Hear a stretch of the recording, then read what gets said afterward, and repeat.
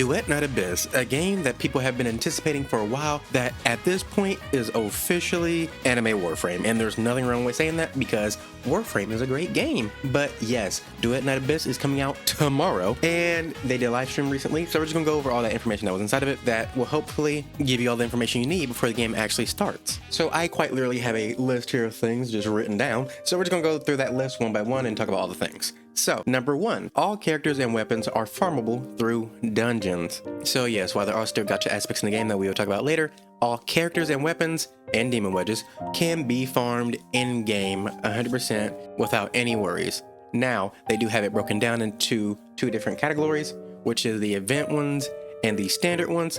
The event ones are for characters who are newer, and this allows you to get those characters a lot faster. They do have a more limited number of how many secret letters, that's what they're called, to get the character in the events that you can get. But then once their event ends, they will be put into the standard farming pool, and then you can farm them infinitely. And then the standard way of getting the characters would be going into the dungeons, getting the secret letters, and then transferring the secret letters over into the characters that you would want. And then lastly, if you do not feel like farming, similar to Warframe, you can just direct purchase any of the characters that you want, which is still a good thing to have just for people who just are like, I just want to progress faster, just as an option to have. Next up, there is no stamina system at all. So while this does kind of concern people a little bit, because if there's no stamina system, they are a little bit concerned about how long it might take to actually grind out all the things you will want. Honestly, can't speak on this until the game fully releases because we don't know how bad or good the grind will be, but I have faith that the grind isn't that bad. On top of that, you can grind with friends, or you can just grind with their, in-game AI, because if you set it to single, then the AI will help you, and if you have it on co-op, then obviously you can play with your friends, which should help the grind quite a bit. Their music is going to be focused more on an opera theme, and yeah, it sounds really good. Ever since the game initially, was conceptualized and everything else, I've been listening to the music, and it's been so good. Their literal music that they have on their official homepage is, man, it's so good. They did give us a taste of the songs they have in the works, so if you would like to hear them, you can always go check those out. The combat will be customizable between short and long range options that can be augmented with the demon wedges in game. Apart from just changing the damage multipliers and range of your attacks, they will also change your attack strings as well, so look forward to that. The first 2 characters to release will be Psyche on 10/28 on the game's release, and then Fina will release on 11/25 later on. So those are the 2 characters you can be looking forward to. Now, the devs said they plan on doing new characters every 28 days with their signature weapons. So they said this might be too frequently, it might not be frequent enough.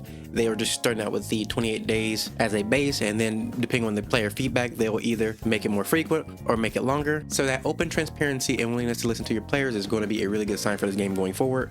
But yeah, 28 days doesn't sound too bad, honestly. But I guess it again depends on how grindy the game feels overall. As I stated earlier, there will be events for the new characters that have a farm cap, but they will have limited missions also that will allow you to get more shards or secret letters for set characters to allow you to get them. And then again, once their event ends, they'll go into that general pool, which will then allow you to farm them infinitely. Now let's talk about their gacha system, which is all cosmetic. The cosmetics can be purchased or gotten through a gacha system. There will be 2 types of banners. There will be the standard banner that has standard skins, and then there will be the limited banner that has limited skins that have, a lot more effects and everything else. And the currency can be bought or obtained through events. So still, there will be a free-to-play way to get everything in game, even with the skins themselves. So literally nobody's being left out. But also at the same time, with these skins, they actually can be affected by your coloring system, so you can change the color of your skin. If you don't like the base color, you can change the color of the skin. But on top of that, when you do change the color of the skin, it will also change the color of your effects that are tied to that skin. So yeah, everything will still be looking good no matter what color you change it to. And the skins will also have special accessories tied to them. Now for these special accessories, I am not 100% sure if those are just purchasable only or if they also are in that limited pool for the limited skin / standard pool for the standard skin. We'll have to see on release. But they also do seem to have a pity system for the skins themselves as well. So the pity system is the rainbow prism, and you get it while you're doing your pulls, and then you can exchange that for apparently the skin and accessories. So yeah, they do have, again, multiple ways of getting things. Next up, the story will be focusing on the 2 protagonists, switching back and forth between them. And as you progress through the story, the characters you will get are Bernicia, Rebecca, Outsider, Daphne, Margie, Truffle and Filbert, and Lisbelle. So they give you a wide array of characters to start out with, of varying types so you can see what you like. And then the other characters you will obviously just have to farm for. Apart from that, they will be having a discounted price on certain skins on release, and then after the discount is over, their price will be increased. Specifically on this game's release, they will have a Christmas outfit that you can buy for the main protagonist for $1, and then after you buy that skin, you should be able to get a additional skin for another character that's also Christmas themed. I believe that's how they explained it. But yeah, do keep that in mind. If you have $1, you could do that to get a Christmas skin, 2 of them. So there's that. We did hit the maximum pre-registered milestone, so we will get that on release as well. On top of that, they did show us some of 1.1, and let me tell you, that looked amazing. Like, it looks so different from the first area. It is crazy, and it looks so good. So yeah, gonna be excited for that. And all the characters they showed off there, man, they look good. Like, some of them we did see from the beta, but I think like 3 of them are new completely.